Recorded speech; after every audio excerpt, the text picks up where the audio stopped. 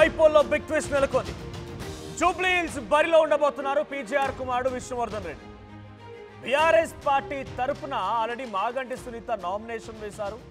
Maganti సునీతకి support చేస్తున్నట్టుగా విష్ణువర్ధన్ రెడ్డి కూడా పలు వేదికలపై నుంచి మాట్లాడడం మనం చూస్తూ ఉన్నాం. కానీ ఇప్పుడు డైరెక్ట్గా విష్ణువర్ధన్ రెడ్డి నామినేషన్ దాఖలు చేయడం పెద్ద ఎత్తున అందరినీ కూడా ఒక్కసారిగా షాక్ గురి చేసింది. ముందస్తు జాగ్రత్తగా విష్ణుతో నామినేషన్ వేయించిందట బీఆర్ఎస్ పార్టీ.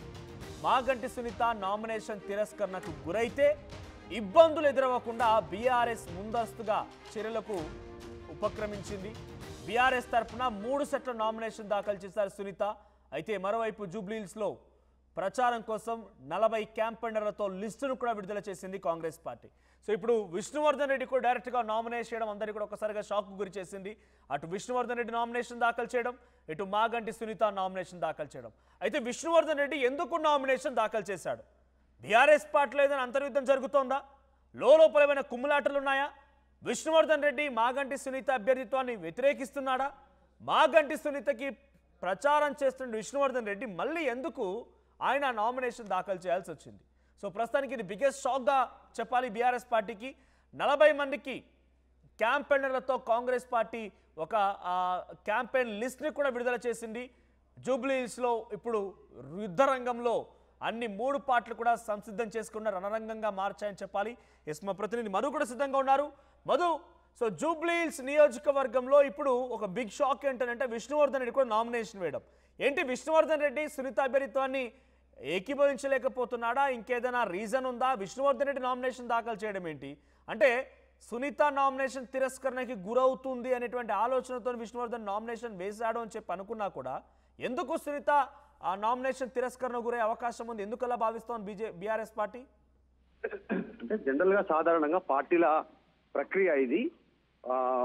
మెయిన్ అభ్యర్థి ఎవరు ఉంటారో దాని తర్వాత ఒకవేళ ఏదైనా కారణంతో నామినేషన్ తిరస్కరణకు గురయ్యేటువంటి అవకాశం ఉంటాయి. ఎందుకంటే రాజకీయాలలో ఒకరిపైన ఒకరు ఏదో ఒక రూపంలో విమర్శలు చేసేటువంటి అవకాశం ఉంటుంది, దృష్టి పెట్టే అవకాశం ఉంటుంది. మనకు తెలియకుండా చిన్న సంఘటన జరిగిన నామినేషన్ కు అభ్యర్థిత్వానికి కూడా తిరస్కరణకు గురయ్యేటువంటి సిచ్యువేషన్ ఉంటుంది. ఎగ్జాంపుల్, అట్లాంటి విషయంలో సేఫ్టీగా ఒక అభ్యర్థితో నామినేషన్ వేయిస్తారు. అందులో భాగంగా పార్టీయే విష్ణువర్ధన్ రెడ్డితో నామినేషన్ వేయించింది.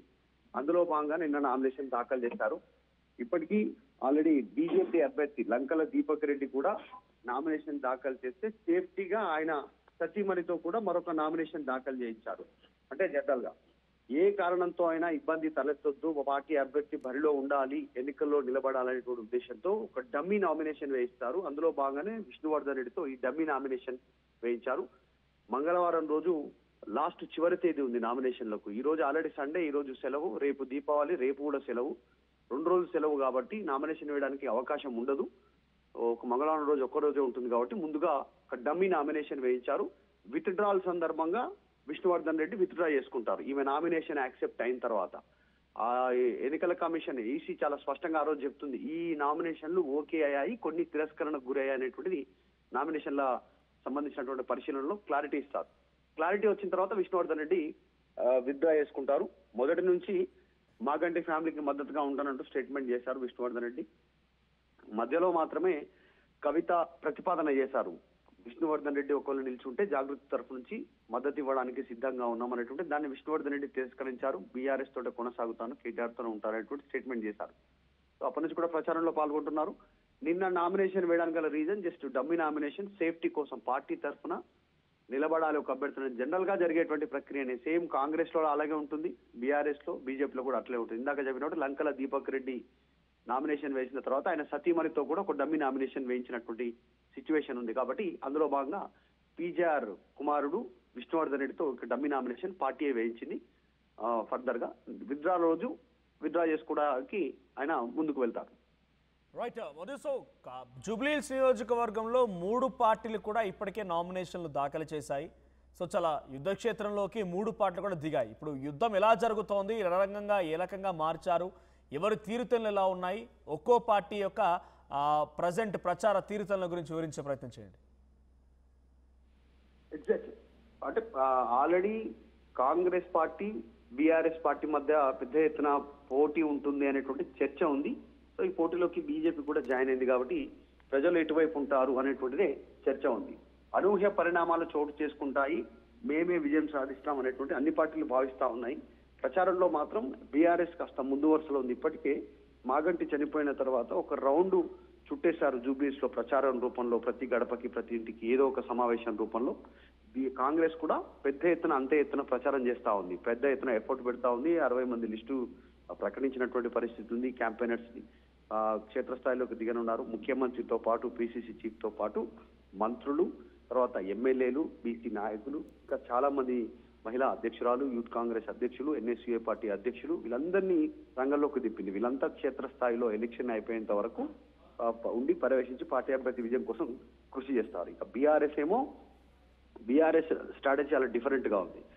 బీఆర్ఎస్ ఒక్కొక్క డివిజన్ కి ఒక్కొక్క ఎమ్మెల్యేను, ఒక్కొక్క దగ్గర 2 ఎమ్మెల్యేలను, ఎమ్మెల్సీలను ఇన్ఛార్జ్ గా పెట్టింది.